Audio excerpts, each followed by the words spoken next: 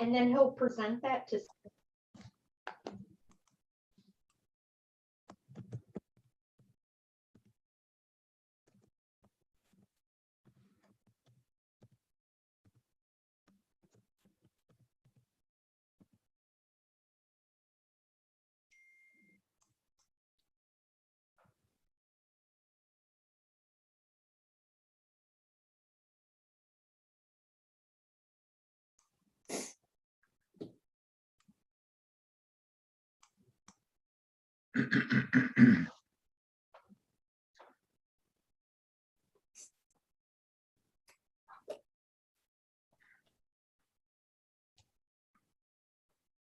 Good morning, soon to be afternoon.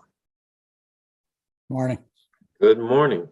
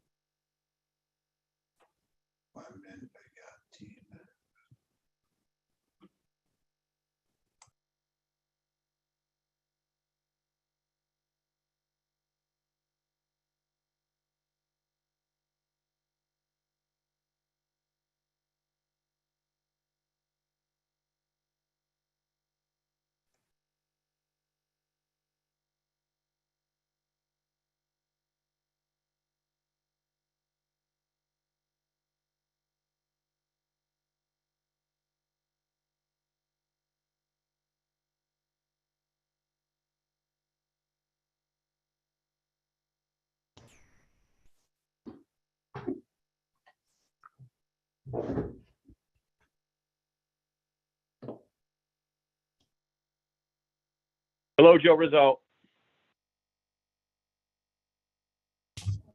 All right, it's never as good when Robin's doing this stuff. Oh, wait, what am I doing? What's How you happening? doing, Joe? Good, how are you? Oh, I don't want to do this. Don't record. Hello. Right.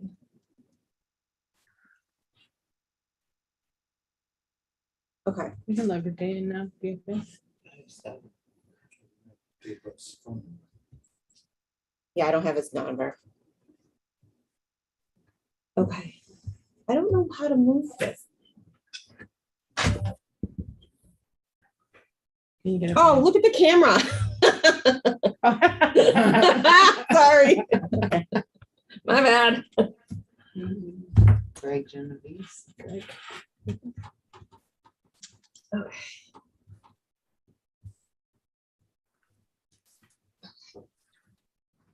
Sit down next to me. Sit down next to you. Is this microphone on? How we doing? Good, except I think we're missing. I have Where did my, There is that. right. You guys ready? We have a quorum? Really No, nonsense. she's not. She's not. No, Not yet. please do. 1, 2. 1, 2. Oh, Peter, 3, he does 4, not. 5. Oh, yeah, Peter. 1, 2. Greg Genovese. No. Oh, okay, okay. You're right. 7. I just minimized the waiting room. Does anyone know where to find it again? So you minimize your screen. I think if you go, if you can go,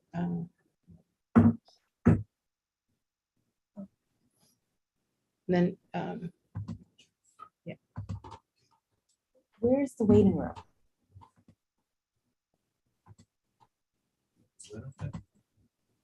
Oh my God.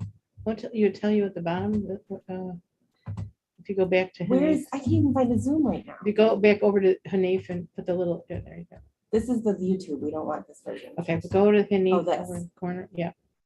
That little There we green go. arrow. Sorry, my bad. Okay. And then it should, what under more, what is it? I looked there. No, nothing.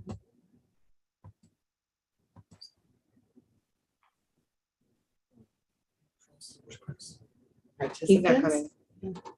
It's not under participants. So we're shy, 1 person. That view thing up in the corner. Yeah, yeah, what about view up to the corner? Up above I tried Timothy that. Brown. No,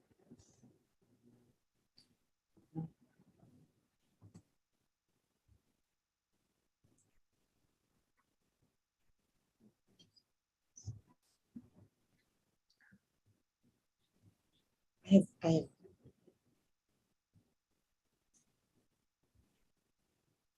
We just start? will you be able to figure it out? Oh, here, view waiting room. Says we're live on YouTube. Yes. We can let Who's that Virginia in know, your tab? probably. I don't know. I'll just, Jeff Barker. Okay, there we go. That's me. Hey, Jeff, how are you? Hi, everybody. Hello. All right, you're good. Can you let Good. Virginia in? Just, Want Virginia now? She's gonna leave. yeah, that's all right. Okay. Honey, you can go. Okay, we're gonna call the meeting to order. Monroe County Industrial Development Council, April 13th, 2022. And can I get approval of last month's minutes? Motion to approve. This is Joe Rizzo. We need a second. I'll second. Tim. All in favor? Aye. Aye. Aye. Right. Kevin, you're on. Kevin Loki? Yes, good afternoon. Okay. All right, so I have the March 2022 monthly MCIDC report. Covers our visits between March 1st and March 31st. During that period, we made 8 monthly site visits. We made 1 follow-up visit during that period. We checked with residency with 99 workers. There was 1 issue of non-compliance. It was no proof of residence. As of March 31st, 2022, all monitored sites were in compliance at the time of our inspection, and there were no new signs delivered during the month of March. And that's our local labor report. I forgot to introduce that. Any questions for Kevin? Kevin, thank you very much. Yeah, have a great day. All righty. Greg, financial report? Yep, got it. Good afternoon, everyone. Through our first quarter, March 31.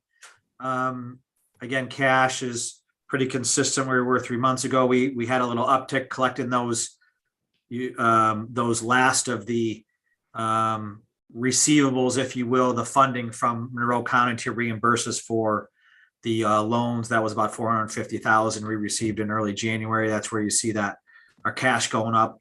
From that standpoint, obviously we're funding a little bit of a deficit for the first 3 months as well. So 5.6 million as we go into the year. Everything else, like I said, there are pretty consistent. The revolving loan fund, we had one slow payer that we got back on track. The emergency loan receivable program, we're working through a couple finals. Hopefully we're going to get that all cleaned up in the next month or so to get that all reconciled and cleared out probably throughout the balance sheet here. Everything else in terms of payables and accruals are aligned with expectations and budget. Year to date, through 3 months is pretty similar to where it was last year. Overall, it's a couple $100 off, some pluses and minuses to that. Revenue's down a little bit, but expenses are down mainly in the incentive program. Again, those are our grades mainly. Again, and that's just a hard number to predict. We kind of look at historical averages and try to budget for that throughout the year. And again, that's a little bit lower than it was last year and certainly lower than what the budget is. Same thing with economic development. As you may recall, our budget, I believe our approved budget amount is about $600,000 a year. Some of those are, programs that we have already identified. Some are for programs that we hope to help throughout the year. So that's kind of where that is. And like I said, timing will probably work itself out there. Last year, as you know, we didn't really have much in the way of that. There just wasn't much there. But overall, like I said, it's down compared to budget, pretty consistent with last year, and kind of just holding steady as we go through the next quarter here. Any heat for Greg? No heat for him, huh? You said something about you were a couple $100 off or something like that. What was that statement that you couldn't find? Well, a few again, if you look dollars at the overall deficit last year, we were at $156,313, and this year we're at $156,738. So Okay. quarter over quarter, comparatively, it's a few $100 difference deficit where we were last year at the same time. Is that due to a calculator or something like that, or what? No, it's just interesting how the numbers go. I mean, you can see there's some big variances in the numbers, but overall, it kind of works itself out. We're down a little bit of revenue, but we're also down in expenses. I was just trying to give you a little heat. That's all. It's okay. Got it. I don't want you to come on here and just give us numbers and we don't say anything or question you or anything else like that. It just doesn't sound or look good for a board if we don't question the folks that are looking and taking care of the money. So. I don't know if this is the right place for it, but we talked, I think it was the last time, some time ago, about the year-end financials and the audit. And there was some question at that point as to one of our investments, which was LaserMax. Well, this is just coincidental, but I was looking at something and there was some question as to what the status of LaserMax was.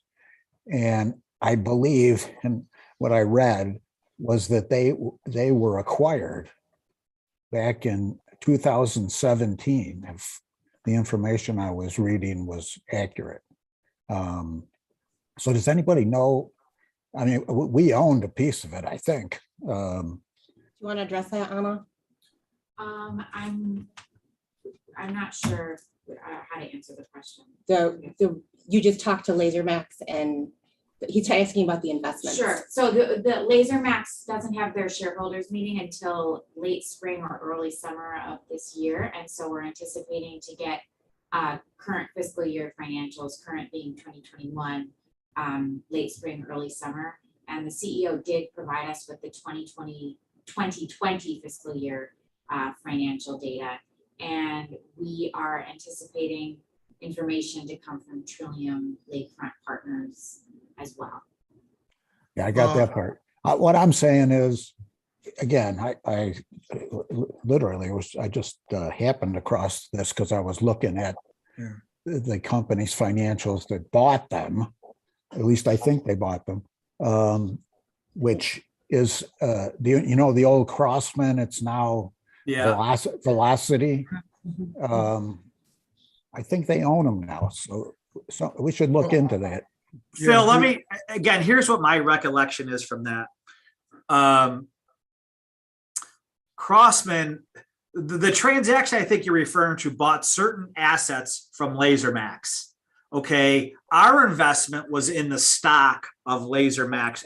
Entity. I believe, again, this is recollection. We still own the stock of the original entity, right? Our investment is still in that stock. The purchase of what you're referring to, I believe, purchased certain assets of that entity and acquired them. We still have the investment that we have is still in the stock of the original entity.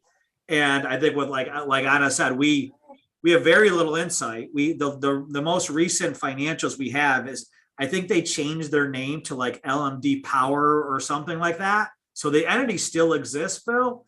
It's just in a different, there's just different assets in there. Our investment is still in that same, because we own the stock or a share of the stock. So like Anna said, the communication from the CEO is that, listen, we're going to get your reports when we do our annual shareholders report. And that's going to be probably, like May, June. And I guess we'll have more insight then, but that's just some insight there. Okay, great. Appreciate it. If we go back to last month's minutes, and I hope it was captured in there. We did say that we were going to set aside some time, I believe, next month to look at our investments and really go over them and review them just to see where we're at and have a working knowledge of those investments so we can make some decisions on them also too. Did we capture that last month? Yeah, I believe Was so. I that- know we're working on that. I think the priority has been the Paris report, right? Yeah, we're waiting for them to send us information. And we don't have so- information yet, and the K1s are still Right. not available. Okay, so let's put this in the minutes that we don't want it to get by us. We need to review all of our investments. And I don't know how many investments that we have, but I think that Laser Max is the one that gives Right. us the most pause. Yep. Yeah. Okay, is anything else for Greg? You see, you didn't get out of here with just giving a report, man. We get I some like it. comment, some narrative and everything from you, you know? This I like is, it. this is a good thing. All right, the executive committee met on Monday and we had a proposal come before us from our friends from BOCES, the same program. And so today we got Jill Slavny and Lenny Hall from BOCES 1 and BOCES 2 that are going to give us an update on the program and tell us about the same program. And they're here also to the most important thing is to ask for money. So I mean, we'll get into that a little bit later, but Jill, can you get me off the hook here? Sure. Good afternoon, everyone. Thank you so much for having us participate in the meeting today. I'm Jill Slavny, the executive principal out at Monroe 2 Orleans, BOCES, and Spencerport. With us today also is Lenny Hall. He is the current machining teacher for Monroe 1 BOCES out in Fairport. And also my colleague, Shauna Guru-Kurtz. She is now the director of the Center for Workforce Development, our adult CTE programming. So just wanted to make sure everyone was aware of the program. I'm not sure how many of you are new to this group. So this will be the 10th year of us hosting the Summer Advanced Manufacturing Experience for students in high school across Monroe County. Here at Monroe 2 BOCES, it's been in existence since 2012, and then Monroe 1 joined on in 2017. And that was because Len Hall, who is on with us today, he was the original teacher here at Monroe 2 BOCES, kind of helped create the curriculum, worked with FAME, MCC, and colleagues from Monroe County to pull together the program. While he worked here, he hosted it every summer. He was our teacher. And then when he transitioned to Monroe 1, he got it started on that side of the county. So now we hosted it both Monroe 1 and Monroe 2 BOCES, which allows us to reach more students, and it encompasses all of the districts across the county. So Monroe 1 has been running it for 5 years. Well, this will be their 5th year, and we've been running it here at Monroe 2 BOCES for this will be our 10th year. It's a three-week program. This year, we are back in alignment. We will run from July 11th through July 29th. It runs Monday through Friday, with Monday through Thursday being direct instruction in our classroom and lab spaces at each of our 2 centers. And then on Fridays, we take students out to tour local advanced manufacturing companies and see really what it looks like out in those different companies, what it looks like. We're trying to break down the stereotypes of it being old, dirty, dingy. And so we intentionally target some of our manufacturers who are really cutting edge and show how modern and how technical it is. So we do that every Friday. Typically on the 3rd Friday of the program, we include a tour and we go to the Applied Tech Center at MCC so the students can see where they could continue their education if they chose to in post-secondary setting. And then we typically have had our graduation celebration at MCC. We did not host it at MCC last year, that graduation, because they were still under COVID protocol. And so the graduation was hosted here at Monroe 2 Orleans BOCES in our Professional Development Center. Our intent is to return to MCC again this year because we do like the idea of them experiencing that post-secondary environment as well. This past year in 2021, because Monroe 1 was under construction doing the capital project, Len did not have access to his classroom space, and MCC was under COVID protocols, as I mentioned. So we did host both sessions here at Monroe to Orleans BOCES. So we had 6 weeks of same. We ran them consecutively. And because we were going to host them both here, we piloted something new last year. And our staff at Monroe to BOCES focused on the 9th and 10th grade students. And Len and his colleagues focused more on the 11th and 12th grade students. For a number of years, we had talked about maybe like a SAME 2.0, something for older kids, something for students who had possibly already done the 1-year SAME program and wanted something more. And really what we discovered is we still had more interest in from the younger kids. I think in hindsight, it's just too much to compete with summer jobs and all the other things that they're doing once they have driver's licenses. So I think the younger population, the parents are still looking for like that camp experience, something practical and productive for their kids to do. And I know it's already the students who have already expressed interest with us this year at Monroe to BOCES. There's only 1 senior and the rest are 9th and 10th graders. And that's out of 12 kids right now. Well, so that's a little bit of background about the program. The students earn 3 college credits from MCC. So that's what some of the funding would go toward. We introduced manual machining, conversational programming, advanced lathe operation, and they experience some CAD and CAM CNC milling using Fusion 360 software. If you really want details, I just said a lot of things that I don't truly understand. So that's Len's expertise. If you want to know what the students really do and learn, but I do know they produce a bunch of different projects. So maybe Len, if you wanted to speak to that. Yeah, Jill, you can breathe now. No, it's Hey, Lenny, before you go on, let me give you a proper introduction here.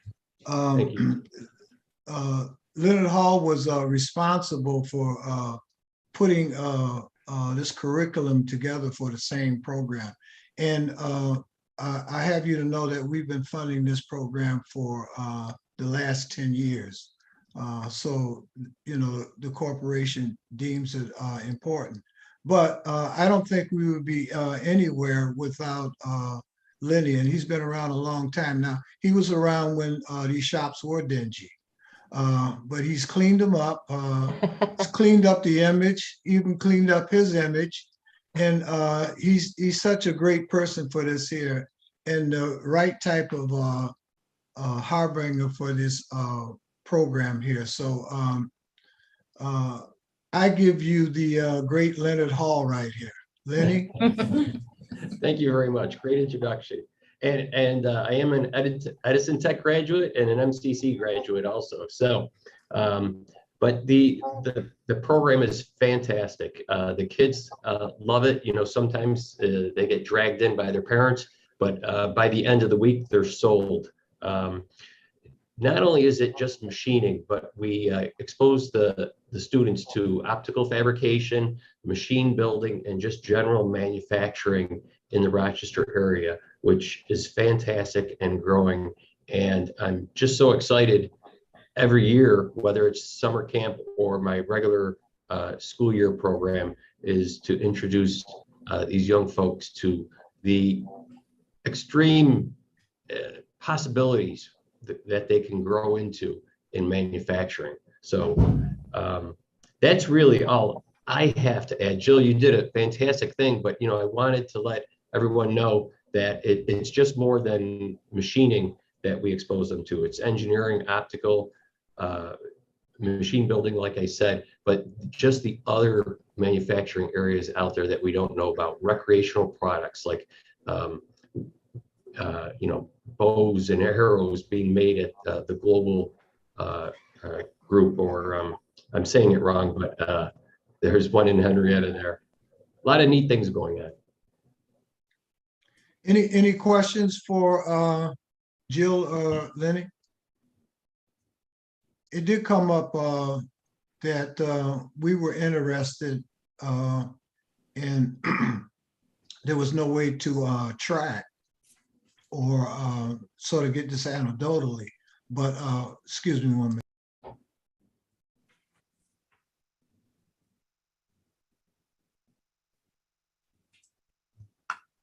How can we find out if folks that have entered this program, if they're in this field today? We do have. Go ahead then. We do have some data. from the past eight years, maybe 7 years. But the students that have taken it, 3 years ago, they're still in high school or they're graduating. What I found interesting when I was trying to collect some of this data is that many of the students that went through this program, they didn't necessarily sign up for precision machining or automated manufacturing, as my class is called, but a lot of them went into electrical trades. There's a student in our computer tech class who is a senior this year, and he took my summer class, and he's doing robotics at in Pittsburgh. So what I find is a lot of these students are finding their niche, whether it's manufacturing or engineering or electrical trades or some other area in the tech center. And I just wanted to share that since our meeting on Monday, someone mentioned that it being the 10th year, it's kind of a nice opportunity for us to kind of reach out and kind of pull together an alumni group, if you will. So just even since Monday, I've been working with my team here to pull together a spreadsheet with all of the contact information of the students who participated. And we're hoping to put together a survey and just reach out to them, kind of as just like a 10th year anniversary. Where are you now? What are you doing? And see if we can get a response. So we'll collaborate with Len and Mike Arrett out at Monroe 1 and see if we can connect with some of these students who've already been through the program. So let's get to the important part of this here. On Monday, it was recommended at $20,000 apiece for BOCES 1 and BOCES 2 that we support this program by the executive committee. We reviewed that and took a vote. And so now we're here today to present it before the board. And I would like to get a motion to approve up to $40,000 for the same program. For the I'll move that. That's 2022. We got 2021 on here? Is that a? Oh, sorry, it should be 2022. Yeah, 2022 for BOCES 1 and BOCES 2. I'll move I'll that. second that. This is Joe Okay. Rizzo. I'll second that. I think Phil was All right. first. Phil and Joe. All in favor? Aye. Aye. Any opposed? Any abstentions? Hopefully we'll see you graduation time. Excellent. Thank you, everybody. All right. Thank you. Before we leave, Shauna, did you have anything that you'd like to say? No, I'm actually going to be coming back to you in May about CDL. So I was sitting in today so that I could hear this, and then I've been connected to the same program as well. So, I just wanted to sit in and hear how this works kind of, because I'll be coming back in May. Well, I can assure you that we're going to be a little harder on you, okay? But I will, if I could add, my son went through the same program in 2018. And he, like Lenny, he's a good example because he chose machining as an 11th grader, but then he decided that he wanted electrical. So he's now a senior in electrical, graduating this year. So that's just anecdotally, that's just my story about my son going through the program. And last year, another one of my friend's sons went through same, and he now is one of Lenny's current students. So it really changed things for him because he really wasn't sure what he wanted to do. And now he wants to go into machining. His father's in machining as well, but he's currently one of Len's students. So just anecdotally, I know that's not, a whole package, but that's just two people that I thought of off the top of my head. And we have several students that are current students of ours who have gone through the same program as 9th and 10th graders. Once again, the purpose of the program when it was initiated was to sort of prime the pump, get people interested in these trades. It wasn't to say that you had to go into this and this was going to be your life. But so far, over the last 10 years, we've seen a lot of promise with the program. So we thank you all for doing this here. And the corporation really loves all of the work that is happening and hopefully we can support you even further into the future. Thank you all so much. All right, thank you. Right, thank you. Thank you. Bye-bye. Listen, before we get on to board training right here, I did want to acknowledge that Anna Liss is back with us here. And I thought you was going to bring Walter to the meeting today, have him attend his first MCIDC meeting. How's he doing, Anna? He's doing great. Thank you, Hanif. It's great to Yes. be back. It's good to have you back also, too. Thank you. Thank you. In your absence, everyone was wonderful. Oh, I know. Oh, I'm my grateful goodness. to the team. What a team, you know? Absolutely. So we did surveys through the governance committee and a lot of the other committees that we have for MCIDC. And one of the things that came up, and I don't want to say that it repeatedly came up, was board training in terms of did we have that? Did we think that we needed that? Are we exposed to it enough? And today we have Virginia Smith from the Rochester branch manager for U.S. Small Business Administration. She will review the responsibilities of board members and entertain questions regarding the program. There's going to be no action needed at this time, but Virginia, if you're there, you're on. I am here. Can you hear me? Yes. All right. So I don't know how much board training this is going to be because it's a very simple process in terms of the responsibilities of a board of directors for the 504 program as a CDC. It's very much in line with what you typically have as your larger board. So I think what I'd like to do is just do a real quick overview and then maybe answer some questions, if that's okay. Well, this counts as board training right now. I want everyone to know. Whatever we're doing. All right. If there's a certification after this here, we're all in, okay? Okay. All right. All right. I will find something that I can't affix my logo to. We'll go from there. So, so the board of directors is supposed to be at least 7 members, which you do have, that live or work within the CDC's state of incorporation, right? So you're all here. And the idea is that you are executing all the standard corporate powers and authority for the CDC under the SBA agreement. So that includes approving the mission and policy for the CDCs, hiring, firing, supervising, and evaluating the manager, establishing the committees and going through. And there's a couple different committees that you have to have. It's the executive committee, which again, it's all very clear in terms of there's nothing that is distinctly different about this particular board of directors compared to others that you serve. So you have the executive committee, then you have a loan committee. And the only thing that we want to make sure of in terms of the board of directors when it comes to the 504 program is that at least 2 of the loan committee members have commercial lending experience. And we do make sure that everyone fills out that lovely fingerprint form, right, Lydia? To make sure that we can get that through our systems.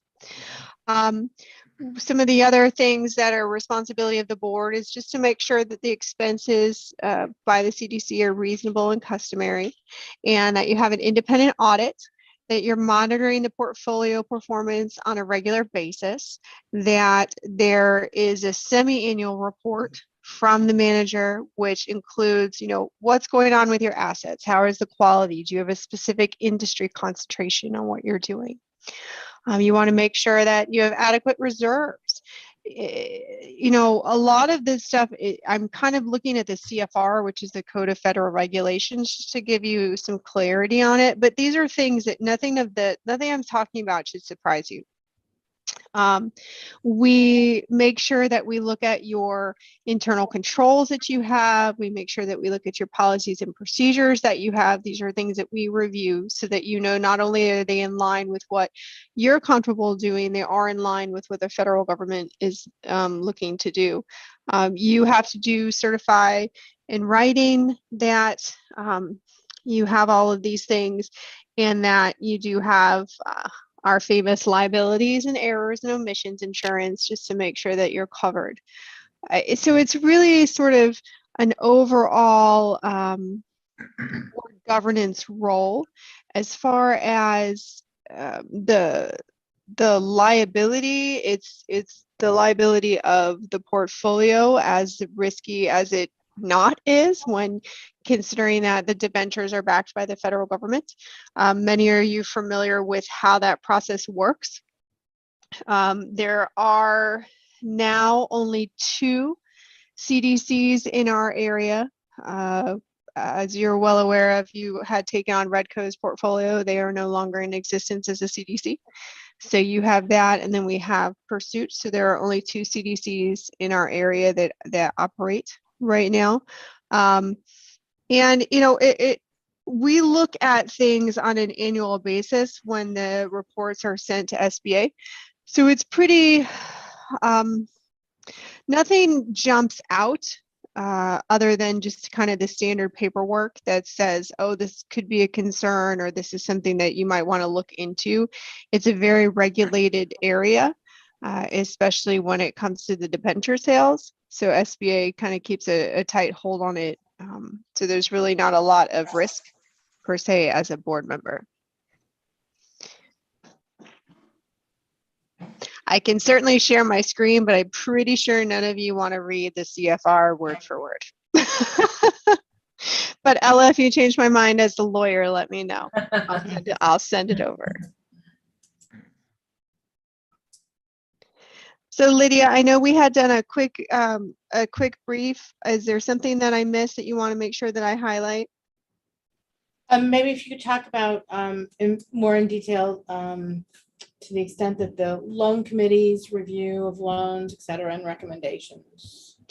Sure. So as far as the loan committee, that really goes back to whatever your policy is, right? So you have a very specific policy that, and unfortunately I don't have a copy of that, but you have a very specific policy of the loan committee and what they review and how they document, correct? Yes. Okay, so as long as you're following that policy and procedure for what is written, SBA has approved those policies. So we would have to kind of go through in terms of what that is, but I can tell you that it meets all the expectations and the requirements of SBA, otherwise it would not have been approved.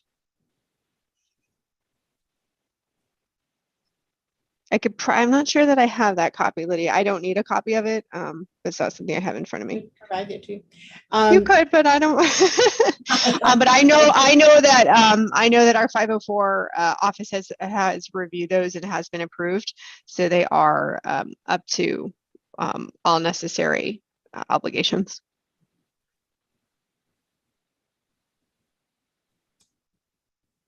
In terms of loan committee, any and so in particular, we had some collateral conversations at an earlier meeting in terms of what's required and what's discretionary, et cetera. So when it comes to requirements of collateral, that goes back to the SOP, right? So when we take a look at, we want all available collateral. Knowing that the third party lender is going to have the 50% of the deal, we take then, and poor Tony has been emailing me lots and saying, look at this structure, look at this collateral. So we definitely have a lot of conversations before it goes to loan committee and before it goes to SBA to say, here's where we're pulling all the collateral. And at the end of the day, SBA's collateral policy is look at everything, right? Look at everything. And if there isn't collateral available, there isn't collateral available, but they're always going to say, did you look at the antique cars, right? There were deals where the collateral was the antique cars. Did you look at all of the ownerships, especially as you're getting into some of these deals where you have a lot of business owners? They're going to want to know, did you look at all of those business owners? So the bottom line is there no stone unturned? And if there is no stone unturned, we are not a lender, and we don't expect you to be a lender that says, oh no, we're not going to approve this loan because of lack of collateral, right? That's one of the reasons SBA and the debentures exist, is because of lack of collateral. So as long as you've looked at everything and have proven that you've looked at everything, that is what it comes down to in our SOP. Now, you may struggle sometimes, and I think I see an email where I need to address this, where the appraisal doesn't come back as high as it was anticipated, right? And so then you start to say, okay, well, the appraisal's not as high. What can we do to move the structure of the deal along? And those are going to be on an individual come serve basis. But if a deal can't be 100% collateralized, as long as you went after everything, that's what SBA is looking for. And I think typically we strive for 90% loan to value. I know the SBA is very fine with 95% loan to value, but we Of don't. course, we're very fine. We don't present anything at 95%. I would Right, say right. we are always, we look at the project property, right, which is in most cases a building, and look at a loan to value of 90%. That's that's how we approach things. Right. And then when the appraisal comes in, let's say it's 90, it's supposed to be 90 and it comes in at 85. Now you have a 5% gap that you have to figure out where to go to. And whether you're going back to the client and saying, do you have an additional 5% cash, right? Or is there something else that we can work through in this loan? Can we partner with another entity? Is there a Pathstone or someone else who's willing to come in, definitely subordinate to us or something like that, to make up that additional appraisal gap on collateral? One of the things that I find is MCIDC does a fantastic job of explaining collateral to our centers, because we have to remember that these lovely people are approving things out of California and have no idea of the real estate market in our area. So the more detail, the better. That's what it comes down to. Are there any other questions for Virginia? Well, I see Dave and Tim, not to call you guys out, but you got some lending background. What am I missing? I'm surprised you're quiet with your questions. Dave, you usually got some zingers for me. I probably shouldn't set myself up. Well, Virginia, I have to apologize because I just signed in and I missed the vast majority of this. I love it. I retired a I'm week okay and a with half that. ago, and I am struggling to have my work ESL calendar transferred to personal. So I apologize to the MCID team and yourself, because unfortunately I missed. And some of what you may have just described is legacy questions that I've asked for a number of years, is trying to understand how loan committee or the board of MCIDC structures deals, particularly if they're weak financially, to explore credit enhancements, secondary sources of repayment. Do we have that fiduciary responsibility to do so? And again, I came in late. It sounded as though if it's a 90% loan to value, we don't need to keep pursuing additional secondary sources of repayment, whether or not it be life insurance or collateral mortgages against the principal's primary residence. Well, we want it to be as fully collateralized as possible. When I was saying that 90%, that's when the appraisal comes in lower than you expected, right?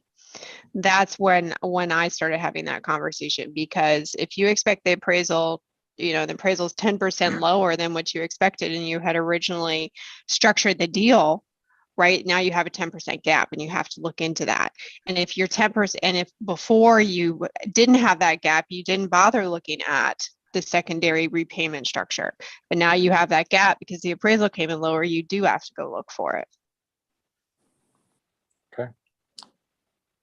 So again, I should maybe be quiet because these questions may have been asked and answered by people that did participate in the whole meeting. But how often then, loan committee just looked at 2 deals that from my perspective, and I think a couple other loan committee members who are bankers said, not particularly good deals at all in any way, shape or form, from the type of business, the nature of the primary, secondary sources of collateral, an old movie theater, and the propensity for historical filing of bankruptcy of the applicants. I was interested in getting, if we were going to consider it, to take collateral security mortgages against their primary residence. Right. And You always have the ability to do that, Dave. It's not something SBA is going to tell you not to do, but you only have to do it if there's a shortfall in collateral. Okay. No one's going to tell you you can't take some, I mean, that would be an internal decision. But from an SBA perspective, you can take whatever collateral you want. You only have to if there's a shortfall. Okay. So Then- relative to the deals Dave's talking about, it wasn't even so much the collateral, it was They the didn't want to give quality. it up. It was the quality of the credit and Right. the Right. likelihood of being able to repay the debt. Well, and that's always going to be an SBA concern as well, right? Because at the end of the day, we're not, I don't like to say this too much, but we're not here to make bad loans good. We're here to make good loans better, right? So if you're instinctually saying that your credit is saying it's not the best loan, then it wouldn't be the best loan even with an SBA enhancement, right? So we're not, one of the biggest things is if they can't prove that they can cash flow the loan, then they can't cash flow the loan. But if it's simply a credit decision where they've had a prior bankruptcy or the industry makes you nervous, the industry is why SBA is around. I mean, the majority of our loans are still restaurants, right? So that's why we're here, is even if some of our friends are very conservative and we're like, oh, I don't know, that industry makes me nervous. That's why SBA is here, is to say, you're taking 50% of the deal. Somebody else is in front of you, right? So somebody else is willing to take this. Maybe you should take the chance too, because you have the government guarantee. So even though we know there's going to be a little more site visits, and even though we know there's going to be a little more conversations, that's part of our role, is to get this money out the door to a population that may not have gotten it if you hadn't stepped up to the plate. And, So I'm never going to be able to give you a black and white answer to that one. I'm just not. And on that note, I think that's what we do well, I mean, I agree. It's very easy to cherry pick a scenario that we may didn't look at or agree on totally. But in terms of the board's responsibility to carry out everything that you just labored and went through, we do that. And so I think that this is interesting right here in terms of what our responsibilities are. But I don't think that we're derelict. I think that we do good work on the board. We try to get the loans out. And we have some of the best folks that I know that are looking at the loans that are on the loan committee. So good functioning board here. And I don't know how much more in terms of board responsibilities that we need, but as we get more board members to come on, Virginia, is there a way that we might get you to help us through the process with them in terms of orientation? Yeah. Sure, and we can do that. And I want to go back to sort of the point I started with the CFR to say, here's your responsibilities, and you guys have it nailed. You have all your I's and T's and all that stuff. You're all set. You know, the liabilities, all the policies, everything is set. Your structure is there. You know what you're doing. You know you're moving forward. You know you're doing everything right. Where the challenges lie is when some of these deals are a little gray. Right? They don't have all the collateral, or they're in that movie theater industry or that restaurant industry, or somewhere that you physically haven't actually had a loan yet. And that's when you step up as an MCIDC board and say, you know, we've got all of these pillars of board regulations and policies and our great people and their brains. But we also have the backing of the federal government, and that allows us to move a little differently and help these businesses that may not have been able to be helped if we didn't say yes, right? So talking about the orientation, that's a great idea, and that would be the message that I would impart to them. But also, if they wanted all those documents, we could certainly provide them to give them that sense of stability. So I think going forward, you will be the resource that we're going to look to for board training. Lucky me, I love it. Yeah. We can do it. We can do it this way, or we can do it in person. Whatever works best for the board members. Any more questions for Virginia? Can I just clarify one thing? I think to Dave's point and the concerns, like we're looking to Virginia for like what are the actual SBA requirements, and then we as directors have fiduciary duties to just maybe we need to require more under certain circumstances, and that's what we're really here for, right? I guess that's what makes the job hard. Or just make the decision, Alan. Right, or make the decision. Just and make the sometimes, decision. most of the time, we agree with what's presented to us, and sometimes there's these hard cases when we really earn our money that we're not getting paid for this job, and there's no easy answer to that. And I think that's where, you know, we have this fiduciary duty that's separate and apart from the SBA requirements to look at these things on a case-by-case basis. So just Understood. And before I go, did everyone is aware of the press release that came out last week? No? Uh-oh, Lydia, did I mess up? No, you did not mess up. Okay. You did, go ahead. You can tell You want me everybody. to? It's wonderful You want me news. to? Yep. Mhm. Not everybody knows. So every year SBA hosts the National Small Business Week, which is a huge deal. And we are hoping that Monroe County will help us in issuing a proclamation for National Small Business Week, which is the first week of May. But in that week, we do awards. And each region elevates a small business to receive an award, and then there's a state award that then goes to the national and has a chance to actually be the National Small Business of the Year award.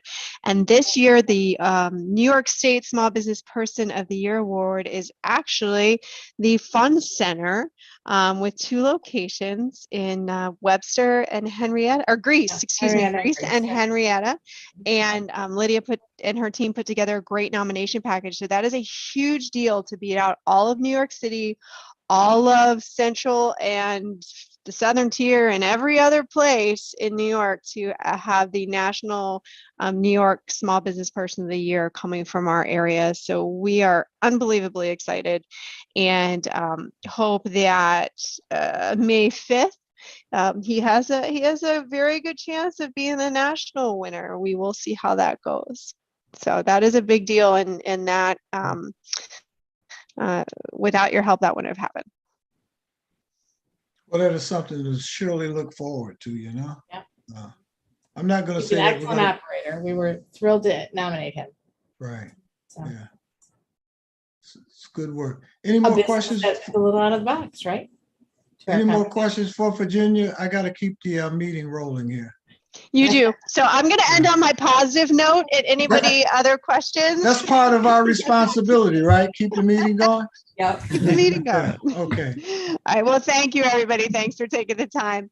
Thank you very much, Virginia. You're welcome. Have a good one. Okay, all right. Thank you. Bye. Lydia, you're going to talk to us about the Rochester Regional Health Bond?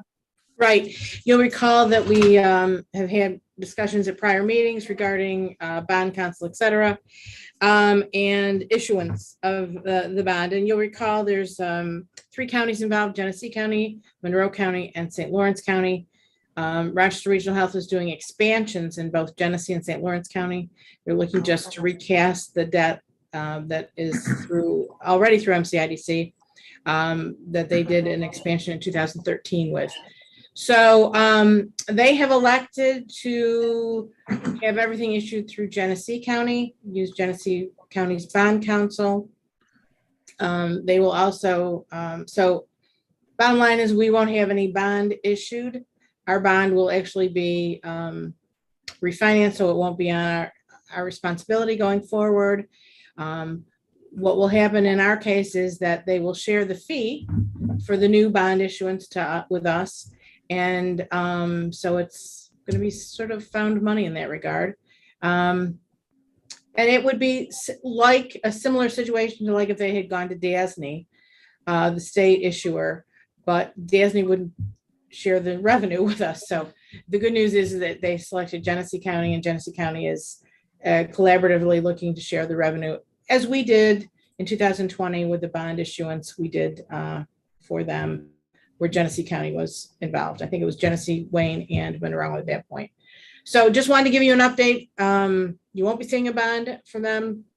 We do have a couple other bond issues, you know, in the cycle, so to speak. Maybe Barry can address that, because I know he's been involved with the attorneys on those two, but that's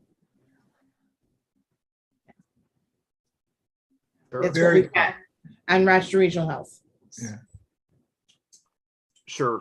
There's an application for a charter school transaction and a refinancing of debt for ABVI, a local not-for-profit, that are both moving through the process currently. The charter school transaction is targeting the May meeting for approval. And ABVI would lag behind due to a separate approval that they need, but could be, within the next sort of quarter or so, about 3 months.